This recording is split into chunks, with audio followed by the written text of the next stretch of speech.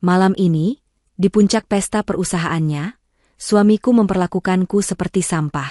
Di depan mataku, dia tertawa bahagia dengan selingkuhannya sambil meneriakkan kata-kata paling kejam. Dia pikir aku hanyalah istri rumahan yang lemah dan tak berdaya. Dia boleh menikmati pestanya untuk 10 menit ke depan. Tapi setelah satu panggilan ini, wajahnya menjadi pucat karena... Sebelum ceritanya dimulai, silahkan tulis di kolom komentar dari daerah mana saja teman-teman yang menonton cerita ini. Jangan lupa like dan subscribe agar channel ini bisa semakin berkembang dan bisa mempersembahkan cerita yang lebih menarik lagi. Deru mesin mobil mewah yang berhenti di lobi utama Hotel Mahameru, seolah menjadi penanda dimulainya malam yang telah Dira nantikan. Sambil menarik napas dalam-dalam, ia merapikan ujung gaun merahnya untuk terakhir kali, sebuah debaran halus penuh antisipasi terasa di dadanya. Dari balik jendela, ia bisa melihat kilau lobi yang memancarkan kemewahan, lampu kristal raksasa, lantai marmer yang mengilap, dan para tamu elegan yang berlalu lalang. Malam ini adalah panggung Farhan, suaminya, malam perayaan PT Cakra Gemilang yang dibangun dari titik nol. Dan ia, sebagai istrinya, akan menjadi pendamping yang paling membanggakan. Itu saja yang ia inginkan. Seorang petugas membukakan pintu untuknya, dan Dira melangkah keluar dengan anggun. Udara malam yang sejuk menyambutnya, kontras dengan kehangatan yang terpancar dari dalam hotel. Ia tersenyum tipis kepada petugas itu, sebelum mengalihkan pandangannya ke pintu masuk ballroom yang megah di ujung tangga. Di suatu tempat di dalam sana, Farhan sedang menunggunya. Mungkin suaminya itu sedang berbincang dengan para kolega. Mungkin sedang tertawa, tapi Dira yakin sebagian dari pikiran Farhan sedang menantikan kedatangannya. Setidaknya, itulah harapan yang menghangatkan hatinya. Peran sebagai ibu rumah tangga, yang sering Farhan sebutkan akan ia tinggalkan sejenak malam ini. Malam ini, ia adalah Dira, istri dari seorang direktur utama yang sukses, dan ia merasa bangga. Langkah Dira terasa ringan saat ia menaiki tangga marmer menuju pintu masuk ballroom. Senyum tipis masih terukir di bibirnya, membayangkan bagaimana Farhan akan terkejut melihat penampilannya. Namun, senyum itu perlahan memudar ketika dua orang satpam berbadan tegap dengan seragam resmi, menghentikan langkahnya tepat di ambang pintu. "Selamat malam, Bu. Boleh saya lihat undangannya?" Tanya salah seorang dari mereka dengan nada sopan namun tegas. Dira sedikit terkejut. "Undangan? Suami saya, Farhan, direktur utama perusahaan ini.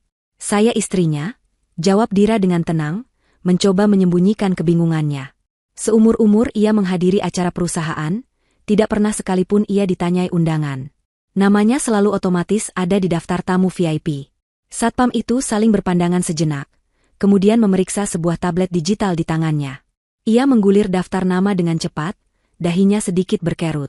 "Mohon maaf, Bu, atas nama siapa?" "Dira, istri dari Bapak Farhan," ulangnya, kali ini dengan nada yang sedikit lebih cemas. Jantungnya mulai berdebar lebih kencang dari seharusnya. Ada yang tidak beres. Satpam itu menggeleng pelan. Wajahnya menunjukkan ekspresi penyesalan yang kaku dan profesional. "Mohon maaf sekali, Bu. Nama Ibu tidak terdaftar di dalam daftar tamu. Sesuai prosedur, kami tidak bisa mengizinkan Ibu masuk. Mohon tunggu di luar." Dunia Dira seakan berhenti berputar. Tidak ada di daftar tamu? Bagaimana mungkin? Ini adalah lelucon yang sangat tidak lucu. "Coba periksa sekali lagi, Pak. Mungkin ada salah ketik." "Dira," ejanya dengan sabar, meskipun rasa panik dan malu mulai menjalari hatinya seperti hawa dingin. Saat itulah, dari dalam ballroom yang ramai, ia melihatnya. Farhan. Suaminya berdiri tidak jauh dari pintu, memegang gelas sampanye, matanya menatap lurus ke arahnya. Namun, tatapan itu bukan tatapan kebingungan atau kekhawatiran yang Dira harapkan. Tatapan itu dingin, tajam, dan penuh dengan kepuasan yang kejam. Di sampingnya, berdiri Resti, asisten pribadi Farhan. Resti mengenakan gaun merah menyala yang begitu mencolok, membelah kerumunan dengan warnanya yang berani. Lehernya dihiasi kalung berlian yang Dira kenali bentuknya dari tagihan kartu kredit yang sempat ia tanyakan pada Farhan. Resti balas menatap Dira dengan senyum kemenangan yang begitu congkak dan menyakitkan. Farhan seolah sengaja menunggu momen ini. Ia melangkah mendekati pintu, suaranya yang berat dan lantang sengaja ia keraskan agar beberapa tamu di dekatnya bisa mendengar dengan jelas. "Ada apa ini ribut-ribut?" tanyanya, berpura-pura tidak tahu, sebuah sandiwara yang begitu buruk. "Maaf, Pak Farhan. Ibu ini mengaku sebagai istri Bapak, tapi namanya tidak ada di daftar," lapor sang satpam, kini sedikit menunduk hormat pada atasannya. Farhan tertawa. Bukan tawa renyah yang biasa Dira dengar saat mereka bercanda di rumah. Ini adalah tawa mengejek yang menggema di lobi yang luas itu. Tawa itu seperti cambuk tak terlihat yang menghantam langsung ke ulu hati Dira, meremukan harga dirinya. Istriku, katanya sambil melirik sinis ke arah Dira, menilainya dari ujung rambut hingga ujung kaki seolah Dira adalah sesuatu yang menjijikan. Wanita murahan sepertimu memang tak pantas ada di sini. Ini pesta untuk orang-orang penting, bukan untuk ibu rumah tangga sepertimu yang hanya tahu urusan dapur. Hening. Musik jazz dari dalam seolah berhenti. Percakapan di sekitar mereka meredup menjadi bisikan. Beberapa pasang mata kini menatap ke arah mereka, penuh rasa ingin tahu dan cemoohan. Wajah Dira memanas, rasa malu yang luar biasa menjalari seluruh tubuhnya hingga ke ujung jari. Napasnya tercekat di tenggorokan. Ia melihat Farhan kemudian merangkul pinggang Resti dengan posesif, lalu berbisik di telinga wanita itu. Keduanya kembali tertawa, tawa bahagia yang menjadi musik paling menyakitkan bagi telinga Dira. Mereka berbalik dan berjalan kembali ke tengah pesta, sengaja membelakangi Dira, meninggalkannya yang membeku di ambang pintu, menjadi tontonan bisu bagi para tamu dan staf hotel. Dibiarkan sendiri di luar, di bawah tatapan kasihan dan cemoohan yang tak terucap, Dira merasa kakinya seperti jeli. Ia mundur beberapa langkah, punggungnya menabrak pilar marmer yang dingin, rasa dinginnya menjalar ke tulang punggungnya. Air mata yang sejak tadi ia tahan akhirnya luruh, membasahi pipinya tanpa bisa ia kendalikan. Sakit. Begitu sakit hingga ia merasa sulit bernapas. Pengkhianatan ini lebih tajam dari pisau manapun. Pria yang ia dukung dari nol, pria yang ia berikan segalanya, baru saja menginjak-injak harga dirinya di depan umum tanpa belas kasihan. Namun, di tengah isak tangisnya yang tertahan, sesuatu yang lain mulai bangkit dari dasar jurang keputusasaannya. Air matanya berhenti mengalir. Ia mengusap pipinya dengan punggung tangannya yang gemetar. Wajahnya yang tadi pucat pasi karena syok dan kesedihan, kini mengeras. Tatapan matanya yang sendu berubah menjadi dingin dan setajam baja. Rasa sakit itu tidak hilang, tetapi berubah wujud menjadi amarah yang membara, sebuah kekuatan yang tidak pernah ia sadari ia miliki. Pesta ini belum berakhir. Justru, pestanya baru akan dimulai. Dira merogoh tas tangannya, mengeluarkan ponsel pintarnya. Tangannya tidak lagi gemetar karena kesedihan, melainkan karena gelombang adrenalin dan amarah yang terkendali. Jarinya dengan mantap menekan satu nomor di panggilan cepat. Panggilan itu langsung tersambung. Halo, Pak Hamdan, sapa Dira. Suaranya serak karena tangis yang tertahan, namun ada nada ketegasan yang mutlak di dalamnya, nada seorang pemimpin yang memberi perintah. Aktifkan protokol badai merah. Saya mau semua aset, rekening pribadi, dan kartu kredit atas nama Farhan dibekukan dalam 10 menit dari sekarang. Dan siapkan panggung. Malam ini, pemilik asli perusahaan akan menampakkan diri. Di seberang telepon, terdengar jawaban singkat dan lugas, tanpa pertanyaan sedikit pun. Siap laksanakan, Bu Dira. Panggilan itu berakhir. Dira memasukkan kembali ponselnya ke dalam tas. Ia menarik napas dalam-dalam, menegakkan punggungnya yang tadi terasa bungkuk karena menahan malu. Ia menatap bayangan dirinya di pilar marmer yang mengkilap. Wanita yang menangis tadi sudah tiada. Yang ada kini adalah seorang ratu yang istananya baru saja coba direbut oleh seorang pengkhianat. Dan malam ini, sang ratu akan merebut kembali tahtanya. Farhan dan Resti boleh menikmati tawa mereka untuk beberapa menit ke depan. Karena Dira akan memastikan, saat mereka keluar dari ballroom itu, mereka tidak akan keluar dengan kemewahan, melainkan dengan kehancuran total. Ingatan itu datang tanpa diundang, sejelas gambar di layar bioskop, membanjiri benak Dira saat ia berdiri diam di sudut lobi yang temaram. Sebuah apartemen kecil yang sederhana, dengan aroma kopi dan mie instan yang menguar dari dapur mungilnya. Di sanalah semuanya dimulai, 10 tahun yang lalu. Farhan, saat itu, adalah seorang pria muda yang penuh semangat dan ambisi. Matanya berbinar setiap kali ia berbicara tentang ide-ide bisnisnya. Masalahnya, ia hanya memiliki ide besar tanpa modal sepeser pun. Dira, seorang gadis yang jatuh cinta pada pesona dan mimpi-mimpi Farhan, melihat potensi besar dalam dirinya. Mereka menikah dalam sebuah upacara sederhana, hanya dihadiri keluarga dekat, berjanji untuk membangun masa depan bersama dari nol. Dira tidak pernah sekalipun memberitahu Farhan bahwa ia adalah satu-satunya pewaris dari kekayaan keluarga Suryo Adinegoro, sebuah keluarga konglomerat tua yang memilih hidup jauh dari sorotan publik. Ia hanya ingin dicintai apa adanya, sebagai Dira, bukan sebagai Dira sang pewaris. Setelah ayah Dira meninggal dunia, seluruh warisan yang jumlahnya tak terbayangkan itu jatuh ke tangannya. Suatu malam, Ia menemukan Farhan duduk termenung di balkon kecil mereka. Wajahnya menampakkan keputusasaan setelah proposal bisnisnya ditolak untuk kesekian kalinya.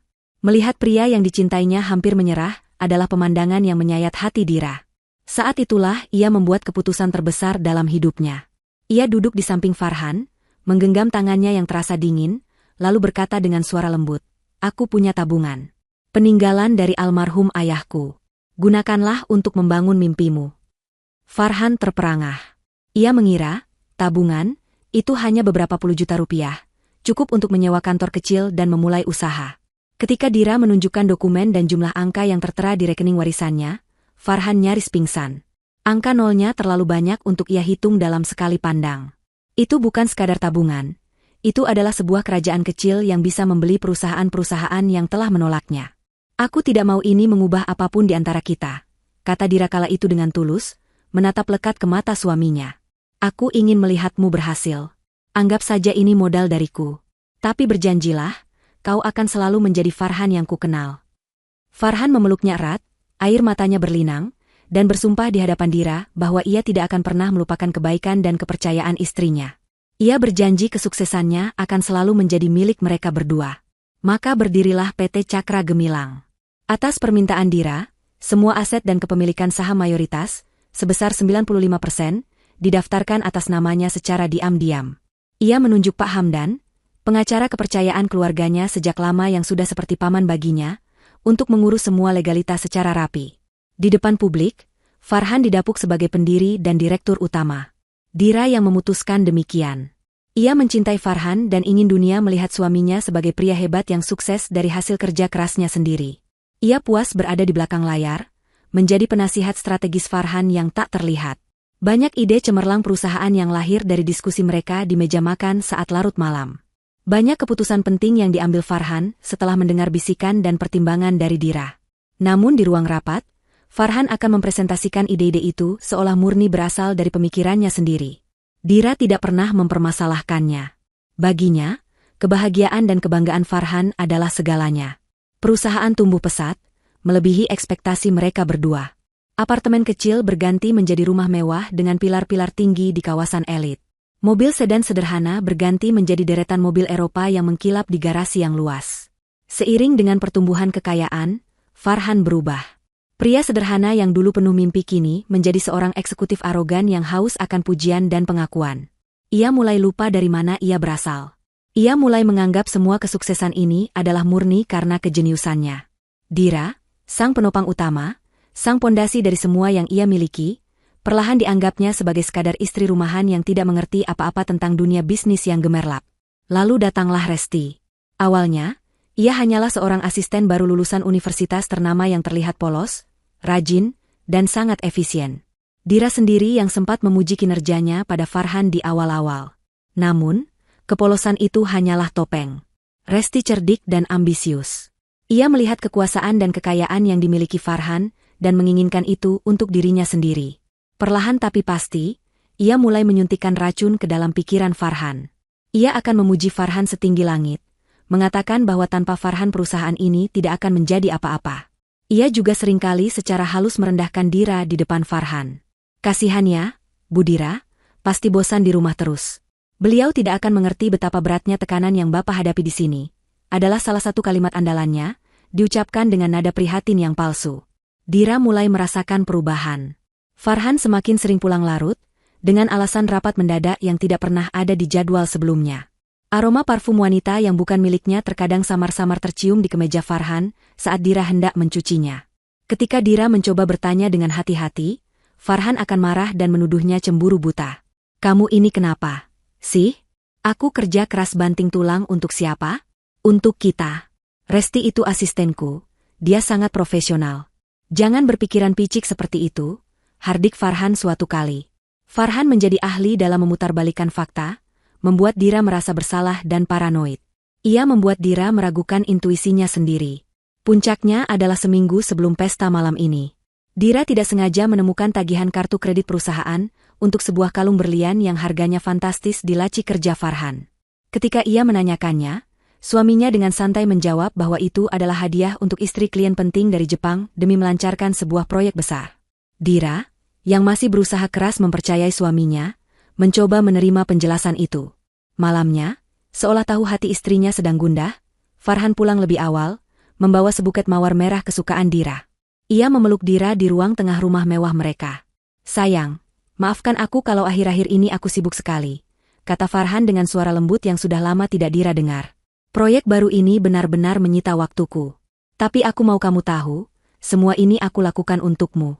Pesta perusahaan minggu depan, itu bukan hanya untuk merayakan kesuksesan perusahaan. Itu untuk merayakan kita. Kesuksesanku adalah kesuksesanmu. Kamu harus datang, pakai gaun tercantikmu, dan berdiri di sampingku sebagai ratu di malam itu." Kata-kata manis itu, pelukan hangat itu, semua terasa begitu tulus hingga Dira menepis semua keraguannya. Ia memaafkan Farhan. Ia percaya padanya. Ia bahkan merasa sangat bahagia dan tidak sabar menantikan malam pesta itu.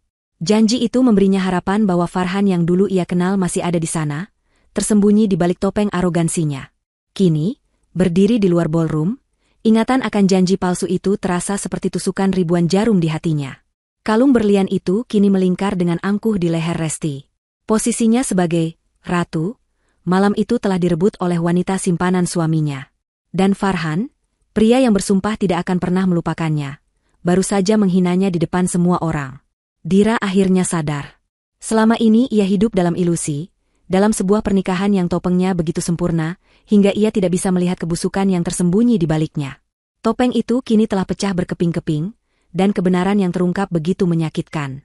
Tapi kebenaran itu juga yang telah membebaskannya. Ia tidak lagi terikat oleh cinta buta. Yang tersisa hanyalah perhitungan. Farhan telah salah besar. Ia tidak hanya menghina seorang istri rumahan. Ia telah membangunkan seekor naga yang selama ini tertidur pulas. Di dalam ballroom, suasana pesta mencapai puncaknya. Alunan musik berganti menjadi lebih riang. Para tamu tertawa sambil menikmati hidangan mewah dan anggur mahal yang mengalir tanpa henti. Di tengah keramaian itu, Farhan berdiri tegak seperti seorang raja di istananya. Dengan Resti yang melingkarkan lengan di lengannya, ia menyapa para kolega, menerima ucapan selamat, dan menebar senyum penuh kekuasaan. Ia merasa tak terkalahkan. Penghinaan yang baru saja ia lakukan pada Dira di depan pintu tadi, memberinya gelombang kepuasan yang aneh. Rasanya seperti ia baru saja melepaskan beban terakhir yang menahannya. Membuang masa lalunya yang sederhana untuk sepenuhnya merengkuh masa depan gemilang bersama Resti, wanita muda, cantik, dan ambisius yang menurutnya lebih sepadan dengannya. "Kamu lihat wajahnya tadi, sayang?" bisik Resti di telinga Farhan, matanya berbinar penuh kemenangan. Seperti tikus basah yang kebingungan. Menyedihkan sekali. Farhan terkekeh, mengeratkan rangkulannya. Dia harus tahu tempatnya. Tempatnya di rumah, bukan di sini. "Malam ini adalah malam kita," jawabnya, lalu mengecup pipi Resti dengan mesra, sebuah pertunjukan yang sengaja ia lakukan di depan beberapa direktur lain yang melihat. Ia ingin semua orang tahu bahwa Resti adalah wanita barunya, simbol kesuksesan barunya. Ia berjalan menuju meja bar, memanggil seorang investor penting dari Jepang, Tuan Tanaka, untuk bergabung dengannya. "Tuan Tanaka, malam ini saya yang traktir. Mari kita coba wine paling mahal yang mereka punya, Chateo Margaux 1787. Seru Farhan dengan suara lantang, berusaha menarik perhatian. Ia ingin menunjukkan betapa besar kekuasaannya, betapa mudahnya ia menghamburkan uang perusahaan. Bartender dengan sigap menyiapkan 2 gelas kristal. Farhan mengeluarkan kartu kredit andalannya, sebuah kartu platinum tanpa batas limit yang selalu ia banggakan. Ia menggesekkannya ke mesin EDC dengan gerakan angkuh. Namun, beberapa detik kemudian, layar kecil mesin itu menunjukkan tulisan merah yang tidak pernah ia lihat sebelumnya. Transaction declined. Farhan mengerutkan kening. Mungkin sinyalnya jelek. "Coba lagi," katanya pada bartender, mencoba terdengar santai. Bartender itu mencoba sekali lagi. Hasilnya sama. Wajah Farhan mulai terasa hangat. Tuan Tanaka menatapnya dengan ekspresi bertanya. "Ah, sepertinya ada masalah dengan kartu ini," ujar Farhan, tertawa canggung. Ia merogoh dompetnya dan mengeluarkan kartu kredit pribadinya yang lain, sebuah kartu berwarna hitam yang tak kalah prestisius. "Pakai yang ini saja." Ia menyerahkannya dengan penuh percaya diri. Namun, mimpi buruk itu berlanjut. Transaction declined.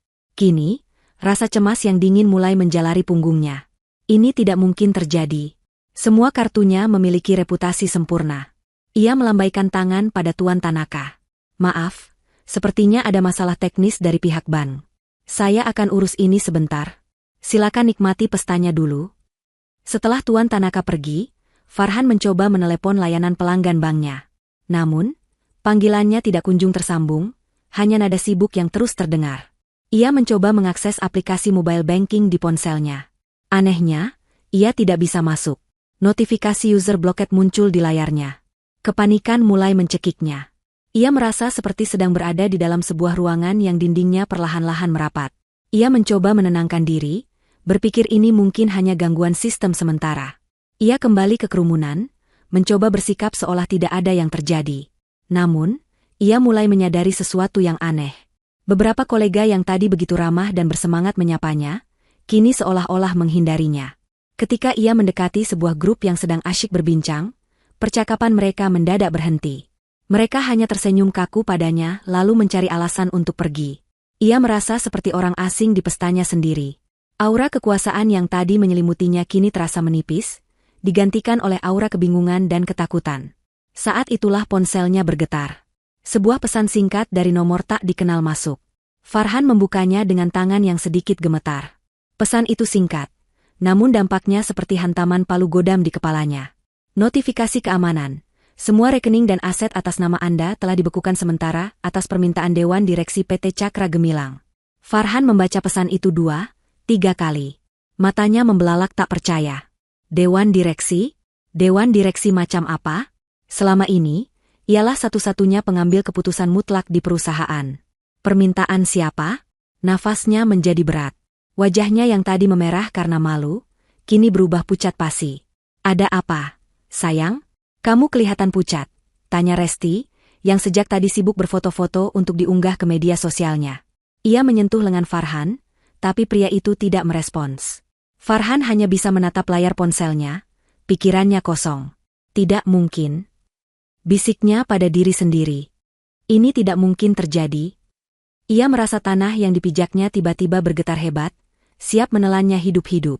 Raja pesta itu kini telah kehilangan mahkotanya, dan ia bahkan tidak tahu siapa yang telah merebutnya. Kepanikan Farhan sudah tidak bisa disembunyikan lagi. Ia menarik Resti ke sudut yang lebih sepi, jauh dari keramaian dan tatapan ingin tahu. Keringat dingin mulai membasahi pelipisnya. Pesan singkat tadi terus berputar di kepalanya seperti kaset rusak. Dibekukan atas permintaan Dewan Direksi. Sebuah kalimat yang tidak masuk akal. Ia adalah pendiri, direktur utama, wajah dari PT Cakra Gemilang. Siapa yang berani melangkahi wewenangnya? Ada apa sebenarnya? Farhan? Jangan buat aku takut, desak Resti, suaranya mulai terdengar jengkel. Ia tidak suka melihat Farhan terlihat lemah dan bingung seperti ini. Pria yang ia inginkan adalah pria yang berkuasa, bukan pria yang panik karena masalah kartu kredit. Aku tidak tahu. Semua kartuku diblokir, rekeningku dibekukan, jawab Farhan dengan suara tertahan, nyaris berbisik. Ada yang tidak beres. Seseorang sedang mempermainkanku. Saat itulah, alunan musik yang meriah di ballroom tiba-tiba berhenti. Semua lampu sorot yang tadinya menari-nari di langit-langit, kini terpusat ke satu titik, panggung utama. Suasana pesta yang riuh mendadak menjadi hening. Semua tamu menoleh ke arah panggung dengan ekspresi bertanya. Farhan dan Resti pun ikut menoleh, jantung Farhan berdebar semakin kencang. Firasatnya mengatakan sesuatu yang buruk akan segera terjadi. Di atas panggung, berdiri sesosok pria parubaya yang sangat Farhan kenal. Pak Hamdan. Pengacara senior yang selama ini ia kenal sebagai penasihat hukum perusahaan, seorang pria pendiam yang selalu berada di latar belakang dan seolah tidak berbahaya. Namun, malam ini, aura Pak Hamdan terasa berbeda. Ia berdiri tegak di belakang podium, tatapannya tenang namun tajam, memancarkan wibawa yang tidak pernah Farhan lihat sebelumnya. Selamat malam, Bapak dan Ibu sekalian. Mohon maaf mengganggu kemeriahan pesta Anda sejenak, ujar Pak Hamdan. Suaranya yang berat dan tenang menggema ke seluruh penjuru ruangan melalui pengeras suara. Saya, Hamdan, mewakili Dewan Direksi PT Cakra Gemilang. Malam ini ada sebuah pengumuman yang sangat istimewa dan penting. Farhan mencengkeram lengan Resti. Dewan Direksi? Sejak kapan Pak Hamdan menjadi juru bicara mereka? Kebingungannya semakin menjadi-jadi. Pak Hamdan melanjutkan, selama 10 tahun terakhir, kita semua mengenal Tuan Farhan sebagai pendiri dan wajah dari perusahaan yang kita banggakan ini. Kita semua berterima kasih atas dedikasinya. Ia berhenti sejenak, matanya seolah mencari sosok Farhan di antara kerumunan. Ketika tatapan mereka bertemu, Farhan melihat seulas senyum tipis yang penuh makna di bibir Pak Hamdan, sebuah senyum yang membuatnya merinding. Namun, lanjut Pak Hamdan, menekankan kata itu, setiap bangunan megah pasti memiliki pondasi yang kokoh, setiap kesuksesan besar pasti memiliki otak dan kekuatan di baliknya. Dan malam ini, kami mendapat sebuah kehormatan yang luar biasa untuk menyambut dan memperkenalkan kepada Anda semua, pemilik sesungguhnya dari PT Cakra Gemilang. Bisik-bisik langsung menyebar di antara para tamu. Pemilik sesungguhnya? Bukankah itu Farhan? Resti menatap Farhan dengan tatapan bingung. Apa maksudnya ini, Farhan? Investor baru? Tanyanya. Farhan tidak menjawab. Ia hanya bisa menggelengkan kepalanya, pikirannya buntu. Ia merasa seperti seorang penonton dalam drama tentang kehidupannya sendiri, dan ia sama sekali tidak tahu apa yang akan terjadi di babak selanjutnya. Ia menatap ke arah panggung dengan napas tertahan, menunggu siapa sosok misterius yang akan muncul. Mungkin salah satu investor asing yang diam-diam membeli saham? Atau pesaing bisnis yang melakukan pengambil alihan secara diam-diam? Berbagai skenario buruk melintas di benaknya, namun tidak ada satupun yang bisa mempersiapkannya untuk apa yang terjadi berikutnya.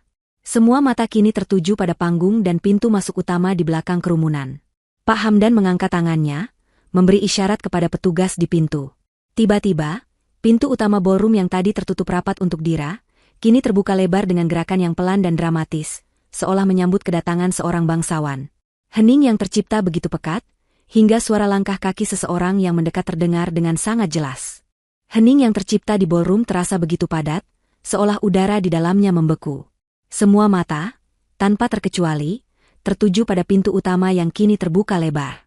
Dari lorong yang sedikit temaram, muncul sesosok wanita yang melangkah dengan ketenangan yang menakutkan. Itu Dira. Namun, ini adalah Dira yang belum pernah dilihat oleh siapapun di ruangan itu, termasuk Farhan. Gaun satin biru yang tadi ia kenakan telah lenyap. Sebagai gantinya, ia mengenakan sebuah setelan celana panjang berwarna putih gading yang dipotong dengan presisi sempurna, menonjolkan siluet tubuhnya yang tegas dan berwibawa. Rambutnya yang tadi tergerai sederhana kini telah ditata ulang dalam sanggul modern yang rapi dan elegan, memperlihatkan leher jenjang dan tulang selangkanya. Riasannya tajam dan minimalis, menonjolkan sorot matanya yang dingin laksana es. Ia tidak berjalan sendirian.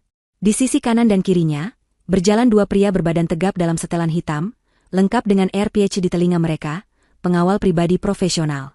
Di belakangnya, menyusul dua orang lagi, seorang pria dan seorang wanita, membawa tas kerja dari kulit, yang jelas merupakan tim legalnya.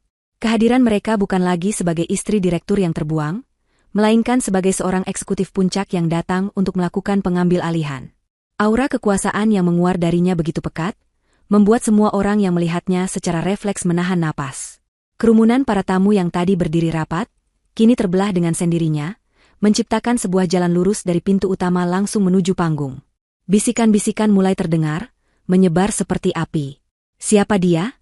tanya seorang tamu. "Tunggu, bukankah itu wanita yang tadi diusir oleh Satpam?" bisik yang lain, matanya membelalak tak percaya. "Tidak mungkin, lihat penampilannya sekarang. Dia orang yang berbeda." Farhan membeku di tempatnya. Jantungnya yang tadi berdebar kencang karena panik, kini seolah berhenti berdetak sama sekali. Matanya terpaku pada sosok Dira yang berjalan mendekat. Otaknya berusaha keras memproses apa yang ia lihat, namun gagal total. Wanita yang berjalan ke arahnya bukanlah Dira, istrinya yang penurut dan sederhana. Wanita ini adalah orang asing, seorang predator yang bergerak dengan keanggunan mematikan. Wajahnya pucat pasi, setetes keringat dingin mengalir dari pelipisnya. Di sampingnya, Resti ternganga. Senyum kemenangan di wajahnya telah luntur total, digantikan oleh ekspresi kebingungan dan ketakutan yang murni. Ia mencengkeram lengan Farhan lebih erat, mencari perlindungan yang ia sadari tidak akan ia dapatkan. Dira berjalan melewati kerumunan itu tanpa menoleh ke kanan atau ke kiri. Langkah sepatunya yang berhak tinggi mengetuk lantai marmer dengan irama yang mantap dan penuh otoritas. Ia melewati barisan kolega Farhan yang menatapnya dengan mulut ternganga. Ia juga melewati tempat Farhan dan Resti berdiri. Ia tahu mereka ada di sana, ia bisa merasakan tatapan ngeri mereka membakar punggungnya. Namun, ia bahkan tidak melirik mereka sedikitpun. Baginya, saat ini, mereka tidak lebih dari sekadar perabot di dalam ruangan. Mengabaikan mereka adalah penghinaan yang jauh lebih dalam daripada amarah apapun. Setibanya di depan panggung, salah satu pengawalnya dengan sigap membantunya naik. Pak Hamdan, yang sejak tadi menunggu dengan tenang, menundukkan kepalanya sedikit sebagai tanda hormat, sebuah gestur yang membuat seluruh tamu semakin terkejut. Farhan melihat itu dan perutnya terasa melilit. Pak Hamdan tidak pernah menunduk padanya seperti itu. Pak Hamdan kemudian menyerahkan mikrofon yang ia pegang kepada Dira. Dira menerima mikrofon itu dengan tangan yang mantap. Ia berdiri di tengah panggung, di bawah sorotan lampu utama, menatap kelautan wajah yang menatapnya dengan penuh tanda tanya. Ia membiarkan keheningan itu berlangsung selama beberapa detik, menikmati momen kekuasaan absolut yang kini ada di genggamannya. Lalu, ia mengangkat mikrofon itu ke bibirnya. Matanya bergerak perlahan, memindai seluruh ruangan, sebelum akhirnya berhenti dan mengunci tatapannya lurus ke arah Farhan, yang berdiri gemetar di antara kerumunan. Dengan senyum tipis yang dingin dan sama sekali tidak menunjukkan kehangatan, ia memulai pidatonya. Selamat malam. Bagi yang belum kenal, saya Dira. Dan selamat datang di pesta perusahaan milik saya. 3 kata terakhir yang diucapkan Dira menggantung di udara, berat dan memekakan telinga dalam keheningan total ballroom. Milik saya. Kalimat itu diucapkan dengan tenang, tanpa nada tinggi, namun dampaknya seperti ledakan bom. Para tamu saling berpandangan, berusaha mencerna informasi yang baru saja mereka terima.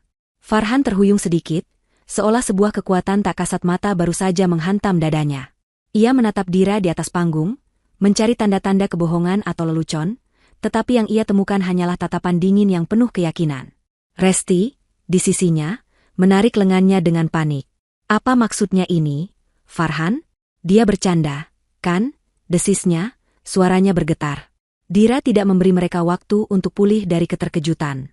Saya tahu, mungkin banyak dari Anda yang bingung saat ini. Lanjutnya, suaranya tetap tenang dan terkendali. Selama ini, Anda semua mengenal Tuan Farhan sebagai wajah dari perusahaan ini. Dan itu tidak salah. Beliau memang wajahnya. Dira berhenti sejenak, lalu menoleh ke layar proyektor raksasa di belakangnya yang tadinya hanya menampilkan logo perusahaan. Tapi seperti yang dikatakan Pak Hamdan tadi, setiap bangunan membutuhkan pondasi. Izinkan saya menunjukkan kepada Anda pondasi dari PT Cakra Gemilang. Dengan satu isyarat kecil dari Dira kepada timnya, layar itu berubah. Logo perusahaan menghilang, digantikan oleh salinan digital dari akta pendirian perusahaan. Dira menggunakan penunjuk laser untuk menyorot bagian-bagian penting. Seperti yang bisa Anda lihat, PT Cakra Gemilang didirikan 10 tahun yang lalu. Dan sumber modal awal seluruhnya berasal dari satu sumber. Layar kembali berubah. Kini menampilkan bukti transfer dana dalam jumlah yang sangat besar dari sebuah rekening pribadi ke rekening perusahaan yang baru dibuat. Nama di rekening pribadi itu terpampang jelas, Dira Suryo Adi Negoro. Warisan dari keluarga saya, jelas Dira, suaranya tetap datar. Saya memberikan modal ini kepada suami saya saat itu, Tuan Farhan, dengan satu kepercayaan, untuk membangun sebuah mimpi bersama. Layar kembali berganti, kali ini menampilkan struktur kepemilikan saham. Sebuah diagram lingkaran yang sederhana namun brutal muncul. 95% bagian lingkaran itu berwarna biru dengan keterangan nama Dira Suryo Adi Negoro. 5% sisanya berwarna abu-abu, dengan keterangan Tuan Farhan, sebagai insentif jabatan direktur utama. Saya sengaja memilih untuk berada di belakang layar. Saya ingin suami saya yang bersinar. Saya memberinya panggung, memberinya kuasa, memberinya kepercayaan penuh untuk menjalankan perusahaan ini sebagai seorang CEO.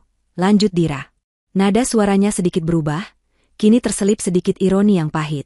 Sayangnya, kepercayaan itu telah disalahgunakan dengan cara yang paling menyakitkan. Disinilah palu godam itu mulai diayunkan. Layar proyektor kini menampilkan serangkaian laporan keuangan, laporan kartu kredit perusahaan, dan bukti-bukti pembelian. Selama 2 tahun terakhir, Tuan Farhan telah melakukan penyelewengan dana perusahaan untuk kepentingan pribadinya. Dira menyorot sebuah transaksi. Pembelian sebuah apartemen mewah di pusat kota. Di sini tercatat sebagai biaya akomodasi klien, katanya, lalu layar menampilkan salinan akta kepemilikan apartemen itu. Nama yang tertera adalah Resti Anindita. Resti memekik pelan, wajahnya pucat seperti kertas. Semua mata di ruangan itu kini tertuju padanya. Tatapan mereka berubah dari rasa ingin tahu menjadi cemoohan. Dira tidak berhenti. Satu persatu, kebusukan mereka dikuliti di depan umum. Transaksi pembelian mobil sport mewah yang tercatat sebagai kendaraan operasional direksi, padahal BPKB-nya juga atas nama Resti. Tagihan dari butik-butik desainer ternama. Tagihan makan malam romantis di restoran paling mahal yang dimasukkan sebagai entertainment klien. Dan yang paling telak, Layar menampilkan foto close-up dari kalung berlian yang sedang dipakai Resti, bersebelahan dengan bukti pembeliannya menggunakan kartu kredit perusahaan. Kalung ini, kata Dira sambil menunjuk layar, menurut Tuan Farhan, adalah hadiah untuk istri klien penting dari Jepang. Tapi seperti yang kita semua lihat malam ini, kalung itu tidak pernah meninggalkan Jakarta. Farhan tidak bisa berkata apa-apa. Ia hanya bisa berdiri gemetar, dipermalukan di hadapan ratusan kolega dan karyawannya. Reputasinya yang ia bangun selama 10 tahun hancur lebur dalam waktu kurang dari 10 menit. Ia ingin berteriak, ingin membantah, tetapi semua bukti itu terpampang nyata, tak terbantahkan. Dira membiarkan gambar kalung itu tetap di layar selama beberapa saat, membiarkan rasa malu itu meresap ke dalam tulang sumsum Farhan dan Resti. Akhirnya, ia menarik napas panjang, tatapannya kembali tertuju pada Farhan. Inilah saatnya. Atas dasar penggelapan dana, penyalahgunaan wewenang, dan pengkhianatan kepercayaan yang tidak bisa dimaafkan, kata Dira dengan suara yang jernih dan tegas. Setiap katanya terdengar seperti ketukan palu hakim. Dengan ini, sebagai pemilik saham mayoritas dan Dewan Direksi PT Cakra Gemilang, saya mengumumkan, Tuan Farhan, Anda dipecat. Hening. Suasana hening yang lebih pekat dari sebelumnya menyelimuti ballroom. Tidak ada yang berani bergerak atau bersuara. Kemudian, seperti bendungan yang pecah, bisikan-bisikan kembali terdengar, kali ini lebih keras, penuh dengan keterkejutan dan penghakiman. Wajah Farhan hancur total. Semua warna telah terkuras dari wajahnya, hanya menyisakan ekspresi kosong penuh kekalahan mutlak. Ia baru saja kehilangan segalanya, di atas panggung yang seharusnya menjadi panggung kemenangannya. Wajah Farhan pucat seperti mayat. Pengumuman pemecatan itu berdengung di telinganya, meredam semua suara lain di sekitarnya. Dunia yang ia bangun dengan susah payah di atas kebohongan dan pengkhianatan kini runtuh menimpanya. Ia menatap Dira di atas panggung, wanita yang sama yang beberapa jam lalu ia caci maki sebagai wanita murahan. Kini, wanita itu berdiri di sana laksana seorang dewi pencabut nyawa, memegang takdirnya di ujung jari. Ia ingin lari, tetapi kakinya seolah terpaku di lantai. Ia ingin bersembunyi, tetapi ratusan pasang mata kini menatapnya dengan tatapan yang sama persis seperti yang ia berikan pada Dira tadi. Tatapan penuh cemoohan. Di sampingnya, Resti mulai kehilangan kendali.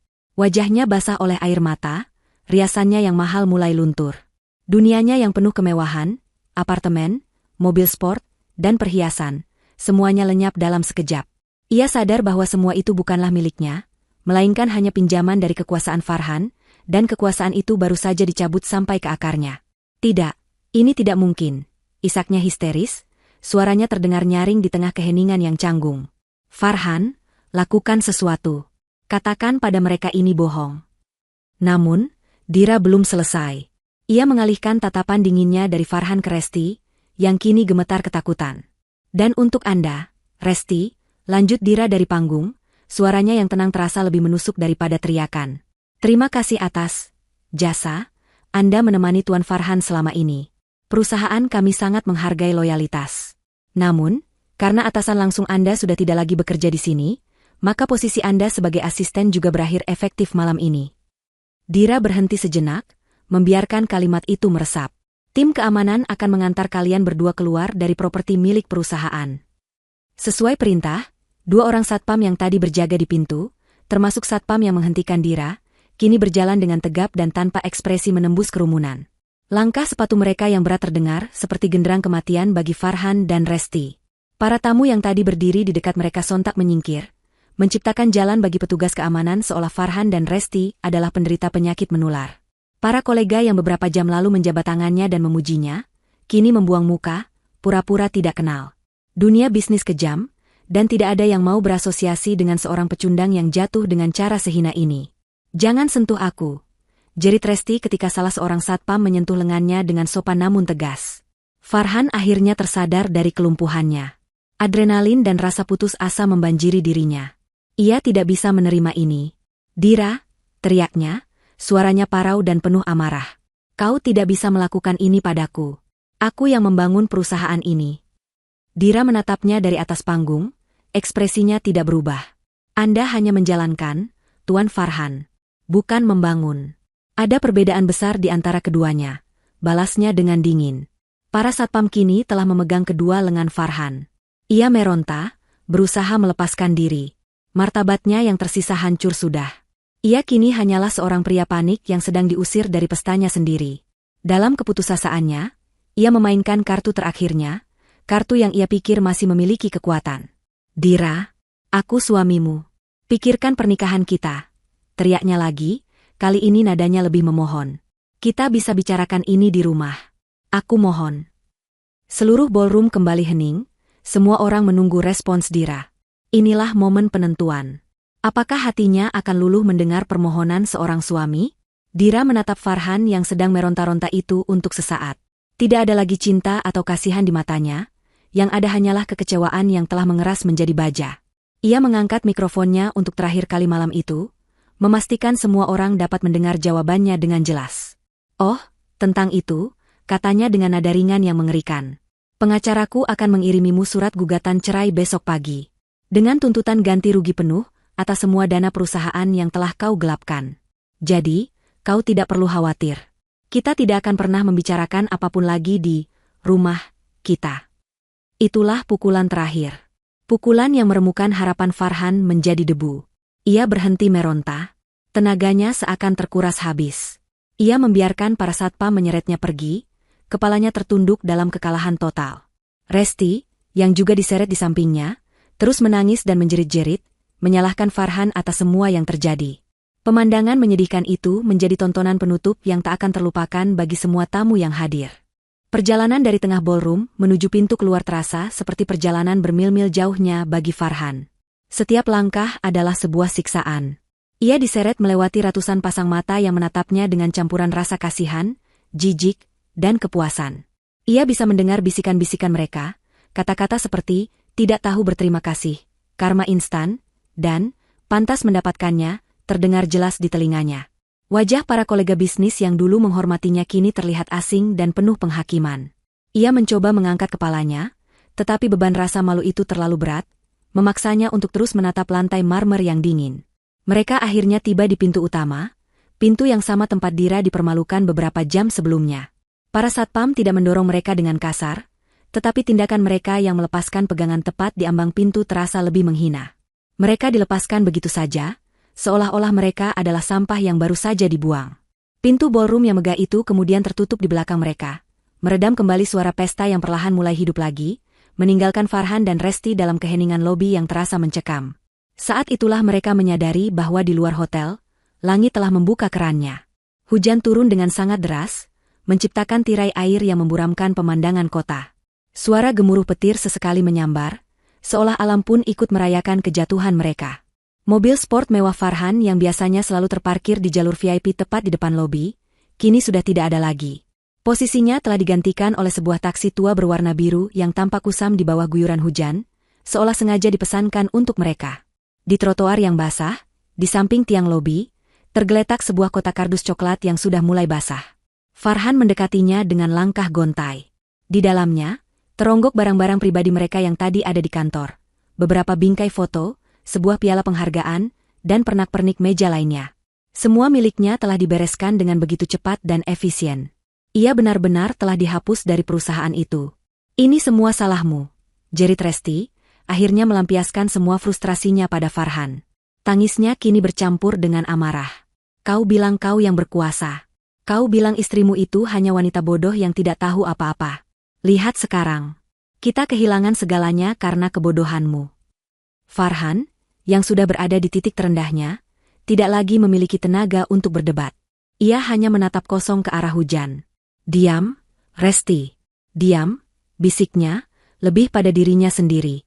Diam, kau menyuruhku diam? Resti semakin menjadi-jadi. Ia mendorong Farhan dengan keras. Apartemenku, mobilku. Semuanya akan diambil. Aku tidak mau tahu, kau harus mengganti semuanya. Farhan akhirnya menoleh, matanya merah dan kosong. Mengganti? Dengan apa? Aku tidak punya apa-apa lagi. Kau dengar tadi? Aku dipecat. Semua rekeningku dibekukan. Aku bangkrut. Teriaknya, suaranya pecah oleh keputusasaan. Pertengkaran sengit mereka menjadi tontonan bagi beberapa staf hotel yang melihat dari balik pintu kaca. Pria dan wanita yang beberapa saat lalu menjadi raja dan ratu pesta, kini basah kuyup di pinggir jalan, saling menyalahkan seperti dua orang asing yang malang. Farhan akhirnya terduduk lemas di trotoar yang basah, tidak peduli lagi dengan setelan mahalnya yang kini kotor dan kuyup oleh air hujan dan air mata penyesalan. Mereka telah kehilangan segalanya dalam satu malam. Dari jendela besar di lantai mezanin hotel, di sebuah ruangan privat yang menghadap ke lobi utama, Dira berdiri sambil memegang segelas sampanye. Ia tidak kembali ke pesta. Ia hanya ingin menyaksikan adegan terakhir dari drama malam ini. Ditemani oleh Pak Hamdan, ia melihat pemandangan menyedihkan di bawah sana. Farhan yang terduduk pasrah dan Resti yang menjerit histeris di tengah hujan. Tidak ada senyum kemenangan di wajah Dira. Tidak ada rasa benci yang meluap-luap. Yang ada hanyalah perasaan lega yang hampa. Sebuah babak dalam hidupnya telah berakhir. Ia mengangkat gelasnya, bukan untuk merayakan kehancuran mereka, tetapi untuk bersulang dalam diam menyambut kebebasannya. Malam penghinaan itu telah berakhir, dan fajar kehidupan barunya akan segera dimulai. 1 bulan telah berlalu sejak malam yang mengubah segalanya. Langit-langit di kantor pusat PT Cakra Gemilang terasa lebih tinggi, koridornya terasa lebih lebar, dan udara di dalamnya terasa lebih ringan untuk dihirup. Suasana ketakutan dan politik kantor yang dulu kental di bawah kepemimpinan Farhan, yang mendorong para penjilat dan menekan mereka yang benar-benar berbakat, kini telah lenyap. Sebagai gantinya, berdenyut sebuah energi baru yang penuh semangat, kolaborasi, dan harapan. Perubahan itu begitu nyata. Seolah seseorang telah membuka semua jendela di gedung itu setelah bertahun-tahun tertutup rapat, membiarkan udara segar dan cahaya matahari masuk. Sumber dari perubahan itu kini duduk dengan tenang di ruang rapat utama, di kursi yang dulu menjadi singgasana Farhan. Dira. Pagi itu, Dira memimpin rapat strategi mingguan. Penampilannya masih sama seperti saat ia merebut kembali perusahaannya. Tajam, profesional, dan memancarkan aura otoritas yang tenang. Namun, matanya tidak lagi sedingin es. Ada kehangatan di sana, sebuah tatapan yang benar-benar melihat dan mendengarkan. Di sekeliling meja panjang itu duduk para kepala divisi, campuran wajah-wajah lama yang kompeten dan beberapa wajah baru yang ia promosikan dari jajaran bawah. Ia tidak lagi membiarkan rapat menjadi ajang monolog satu arah. Ia membuka diskusi, melemparkan pertanyaan, dan secara aktif meminta masukan dari setiap orang yang hadir, bahkan dari staf paling junior yang ikut serta untuk membuat notulensi. Maya, bagaimana progres untuk konsep kampanye digital produk baru kita? Tanya Dira, suaranya yang jernih memecah keheningan sejenak. Matanya tertuju pada seorang wanita muda di ujung meja, kepala tim desain grafis yang baru. Maya adalah salah satu talenta terpendam di perusahaan. Di bawah Farhan, ide-idenya yang brilian selalu dimentahkan oleh atasannya yang hanya ingin menyenangkan Farhan dengan konsep yang aman dan membosankan. Namun, Dira, saat meninjau portofolio semua karyawan di minggu pertamanya, langsung melihat percikan jenius dalam karya-karya Maya. Dengan sedikit gugup namun penuh semangat, Maya menampilkan presentasinya di layar besar. Konsepnya berani, modern, dan sangat relevan dengan target pasar milenial. Beberapa kepala divisi yang lebih tua dan konservatif tampak sedikit ragu. Namun, Dira mendengarkan dengan saksama setiap kata yang diucapkan Maya, sesekali mengangguk. Saya suka keberaniannya, kata Dira setelah Maya selesai. Ini segar, ini berbeda. Ini yang kita butuhkan untuk mendobrak pasar. Berikan Maya dan timnya semua sumber daya yang mereka perlukan. Saya setujui konsep ini. Keputusan cepat dan tegas itu mengirimkan gelombang kejut positif ke seluruh ruangan. Karyawan melihat bahwa kini, kinerja dan ide cemerlanglah yang dihargai, bukan lagi sanjungan kosong. Sebaliknya, Dira juga tidak segan-segan untuk bersikap keras.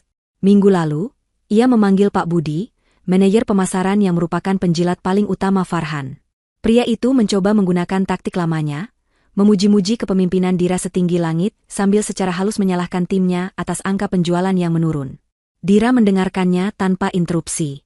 Setelah Pak Budi selesai, Dira dengan tenang menyajikan data di hadapannya, data pengeluaran promosi yang tidak efisien, laporan keluhan dari timnya tentang kepemimpinannya yang arogan, dan bukti bahwa ia sering mengklaim ide anak buahnya sebagai miliknya.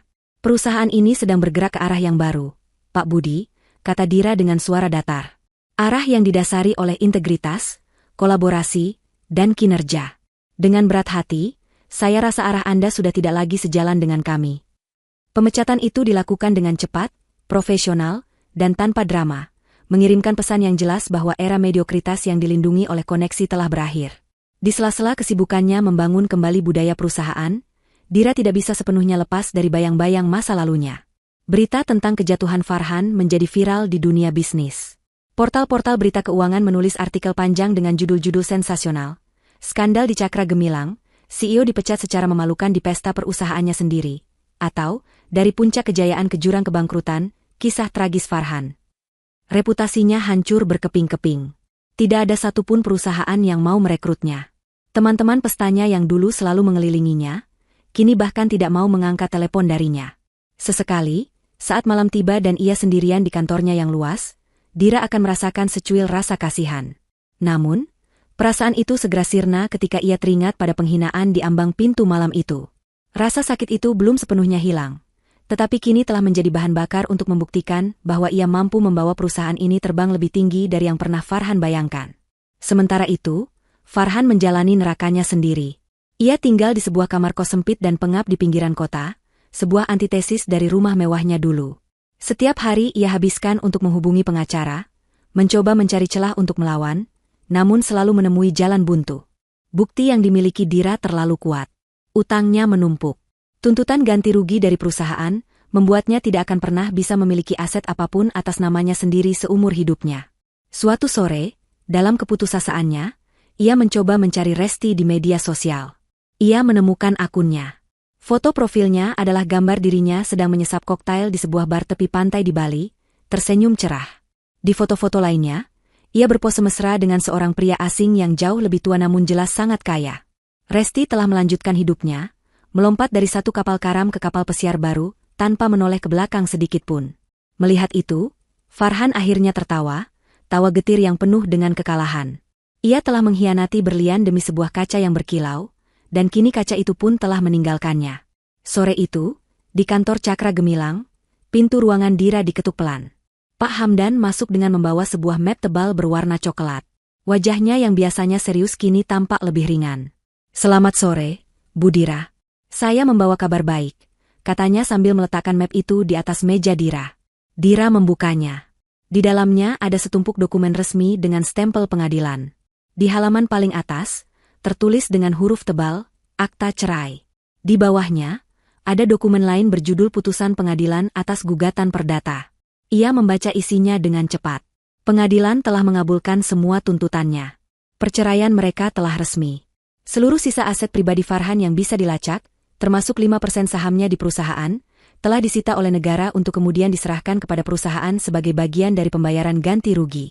Ikatan terakhirnya dengan pria itu telah terputus secara hukum. Dira menutup map itu perlahan. Ia mengira akan merasakan gelombang kemenangan atau kebahagiaan yang meluap-luap. Namun, yang ia rasakan adalah sesuatu yang jauh lebih dalam dan lebih tenang. Sebuah rasa damai. Beban berat yang selama bertahun-tahun tanpa sadar ia pikul di pundaknya kini telah terangkat. Ia menatap Pak Hamdan dan tersenyum tipis. "Terima kasih, Pak Hamdan, untuk semuanya. Ini bukan akhir, Bu Dira," kata Pak Hamdan dengan bijak. "Ini adalah halaman pertama dari babak yang baru." Dira mengangguk, matanya menatap keluar jendela, ke arah gedung-gedung pencakar langit yang mulai menyalakan lampunya. Ya, ini adalah awal. Dan kerajaannya kini benar-benar utuh kembali di tangannya. Fajar baru saja akan menyingsing. Langit di ufuk timur masih berwarna nila gelap, namun sudah ada semburat tipis berwarna jingga yang melukis cakrawala, menjanjikan datangnya hari yang baru. Udara pagi itu terasa sejuk dan bersih, membawa aroma embun dan aspal basah sisa hujan semalam. Dari balkon kantornya di lantai tertinggi gedung Cakra Gemilang, Dira menatap pemandangan kota yang perlahan mulai terjaga dari tidurnya. Satu persatu, lampu-lampu jalanan mulai padam, digantikan oleh cahaya alami matahari yang semakin terang. Pemandangan ini, entah kenapa, terasa begitu personal dan penuh makna baginya. Ia tidak tidur semalaman. Bukan karena cemas atau gelisah, melainkan karena sebuah ketenangan yang aneh. Setelah Pak Hamdan pergi kemarin sore, ia menghabiskan waktu berjam-jam sendirian di kantornya, menatap dokumen perceraian itu. Akhirnya, sekitar tengah malam, ia mengambil sebuah pena mahal dari lacinya dan membubuhkan tanda tangannya di tempat yang telah ditentukan. Goresan tinta hitam di atas kertas itu terasa begitu final. Itu bukan hanya sebuah tanda tangan, itu adalah sebuah deklarasi kemerdekaan. Dengan satu gerakan itu, ia telah secara resmi melepaskan nama belakang Farhan, melepaskan statusnya sebagai seorang istri, dan melepaskan semua sisa-sisa rasa sakit dan dendam yang mungkin masih tersimpan di sudut hatinya yang paling dalam. Saat fajar mulai merekah, Dira tidak lagi memikirkan Farhan dengan amarah. Ia justru merasakan gelombang kasihan yang samar. Ia kasihan pada pria lemah yang membiarkan keserakahan dan ego menelan habis jiwanya. Ia kasihan pada pria yang tidak pernah benar-benar mengerti arti dari kepercayaan dan cinta tanpa syarat yang pernah ia berikan. Namun, rasa kasihan itu tidak lagi mengikatnya. Ia telah memaafkan, bukan untuk Farhan, tetapi untuk dirinya sendiri. Memaafkan adalah cara untuk melepaskan racun dari dalam jiwanya, membebaskan ruang di hatinya untuk hal-hal yang lebih baik dan lebih penting. Ia tidak hanya mendapatkan kembali hartanya, ia telah mendapatkan kembali dirinya sendiri, utuh dan jauh lebih kuat dari sebelumnya. Ponselnya yang tergeletak di meja kecil di balkon bergetar, memecah keheningan yang syahdu. Nama Pak Hamdan tertera di layar. Dira tersenyum kecil sebelum menjawabnya. Selamat pagi, Bu Dira. Maaf mengganggu sepagi ini, sapa suara Pak Hamdan yang terdengar bersemangat di seberang sana. Selamat pagi, Pak Hamdan. Tidak apa-apa, saya sudah bangun. Jawab Dira, suaranya terdengar jernih dan tenang. Hanya ingin mengabarkan, investor dari Jepang yang kita tunggu sudah tiba di Jakarta semalam. Tim mereka baru saja mengonfirmasi bahwa pertemuan akan tetap dilaksanakan pukul 9 pagi ini. Mereka sangat antusias, jelas Pak Hamdan. Sepertinya, presentasi visi baru perusahaan yang Ibu kirimkan minggu lalu sangat mengesankan mereka. Secara khusus, Tuan Nakamura, pimpinan mereka, mengatakan bahwa ia lebih percaya pada pemimpin yang membangun dari pondasi yang kuat daripada yang hanya pandai memoles permukaan. Dira terdiam sejenak, mencerna kata-kata itu. Itu adalah sebuah validasi, sebuah pengakuan dari dunia luar atas semua kerja kerasnya selama sebulan terakhir. Namun, anehnya, ia tidak merasakan lonjakan ego atau kebanggaan yang berlebihan. Ia hanya merasakan sebuah kepastian. Kepastian bahwa ia berada di jalan yang benar. Baik, Pak Hamdan. Tolong pastikan semua persiapan sempurna. Saya akan tiba di kantor dalam 1 jam, kata Dira. Pasti, Bu. Sampai jumpa. Panggilan itu berakhir. Dira meletakkan kembali ponselnya. Ia menatap matahari yang kini telah sepenuhnya muncul di cakrawala, sinarnya yang keemasan mulai menghangatkan kulitnya. Dan untuk pertama kalinya setelah sekian lama, sebuah senyum tulus merekah di bibirnya. Bukan senyum tipis yang dingin, bukan senyum sinis penuh ironi, melainkan senyum yang murni lahir dari kedamaian dan kebahagiaan batin. Itu adalah senyum seorang wanita yang telah melalui badai tergelap dalam hidupnya dan berhasil keluar di sisi lain. Tidak hanya selamat, tetapi terlahir kembali. Ia bukan lagi hanya seorang pemilik yang mewarisi kekayaan. Ia kini adalah seorang pemimpin sejati, yang ditempa oleh pengkhianatan dan dibentuk oleh kekuatannya sendiri. Dira menarik napas dalam-dalam sekali lagi, menghirup udara pagi yang segar, seolah menghirup masa depan yang cerah. Ia tidak tahu apa yang akan terjadi esok hari atau tahun depan. Tantangan baru pasti akan datang, masalah baru pasti akan muncul. Tapi untuk pertama kalinya, ia tidak merasa takut. Ia siap menghadapinya. Ia berbalik dari balkon, meninggalkan pemandangan matahari terbit di belakangnya. Dengan punggung yang tegak dan langkah yang pasti, ia berjalan masuk kembali ke kantornya. Hari baru telah dimulai. Rapat penting menantinya. Keputusan besar harus ia ambil. Sebuah kerajaan bisnis harus ia pimpin. Ia siap menaklukkan dunia, bukan sebagai istri Farhan, bukan sebagai korban yang mencari balas dendam, tetapi sebagai Dira. Hanya Dira. Dan itu sudah lebih dari cukup. 1 tahun. 12 bulan. 365 fajar baru.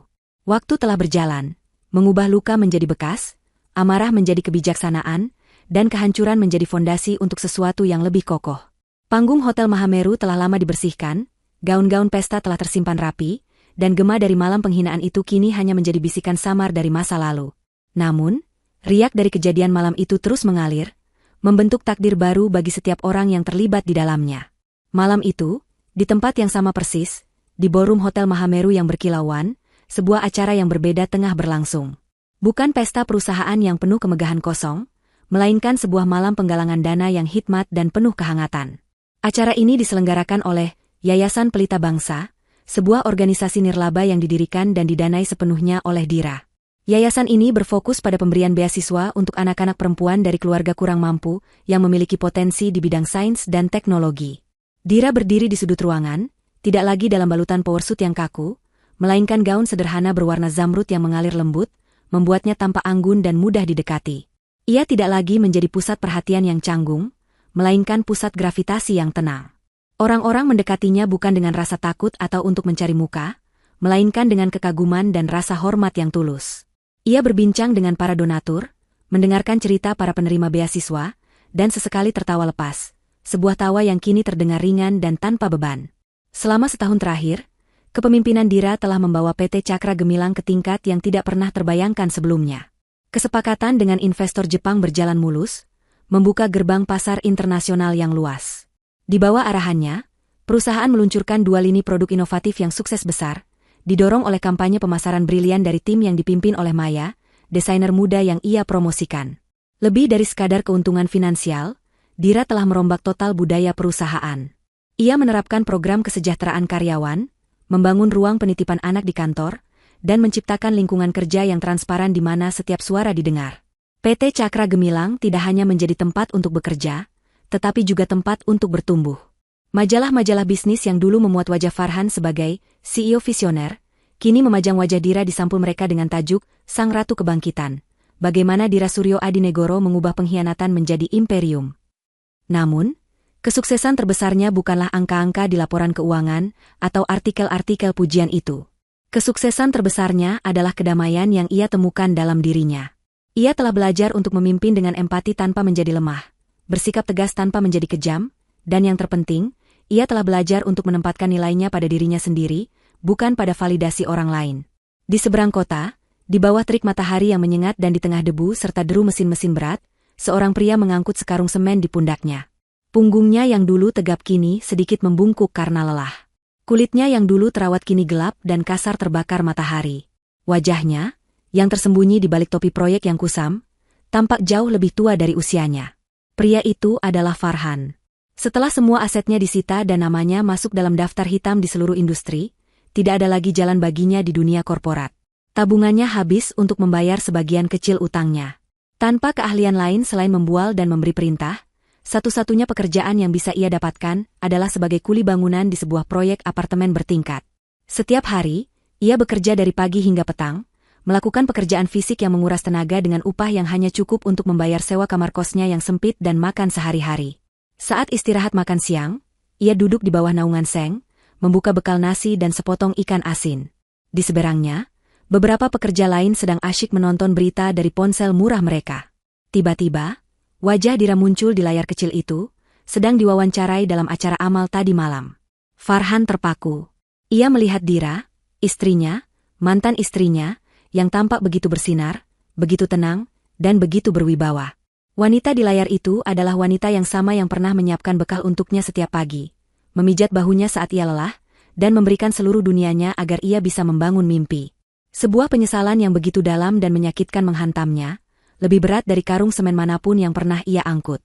Ia tidak hanya kehilangan uang dan jabatan. Ia telah kehilangan seorang wanita yang mencintainya tanpa syarat. Ia telah membuang berlian paling murni demi sepotong kaca yang berkilau. Ia ingat kata-katanya malam itu, wanita murahan sepertimu memang tak pantas ada di sini. Kini, ia sadar, dialah yang tidak pantas. Dialah yang murahan. Ia menundukkan kepalanya, menyembunyikan air mata yang tiba-tiba mengalir di pipinya yang kotor oleh debu. Itulah karmanya. Bukan kemiskinan atau kerja kerasnya, melainkan penyesalan seumur hidup yang harus ia tanggung setiap kali ia melihat bayangan dari apa yang telah ia sia-siakan. Di belahan dunia lain, di sebuah villa mewah yang menghadap langsung ke Laut Biru di Bali, Resti sedang berbaring di tepi kolam renang pribadi. Secara fisik, ia mendapatkan semua yang ia inginkan. Ia hidup dalam kemewahan mutlak setelah berhasil memikat seorang ekspatriat tua yang kaya raya. Ia memiliki tas desainer, mobil mewah, dan akses ke pesta-pesta paling eksklusif. Namun, matanya tampak kosong. Senyumnya tidak pernah mencapai matanya. Kekasihnya yang sekarang adalah pria yang sangat posesif dan pencemburu. Ia mengontrol setiap aspek kehidupannya. Ponselnya diperiksa setiap hari. Teman-temannya harus mendapat persetujuan darinya, dan ia tidak diizinkan pergi kemanapun tanpa pengawal. Ia hidup di dalam sangkar emas yang indah. Ia seringkali menghabiskan harinya dengan menelusuri berita tentang Dira. Ia melihat kesuksesan Dira, melihat bagaimana Dira dihormati dan dikagumi. Perasaan yang muncul bukanlah penyesalan, melainkan iri hati yang membakar. Ia merasa dunialah yang tidak adil. Ia merasa seharusnya dialah yang berada di posisi Dira.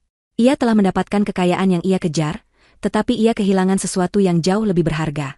Kebebasannya, masa mudanya, dan harga dirinya. Ia telah menjadi persis seperti apa yang ia tuduhkan pada Dira. Hanya sebuah pajangan indah milik seorang pria kaya. Kembali ke Jakarta, setelah acara amalnya selesai, Dira tidak langsung pulang. Ia meminta sopirnya untuk mengantarnya ke kantor. Ia naik ke lantai teratas, ke ruangannya yang kini terasa seperti rumah.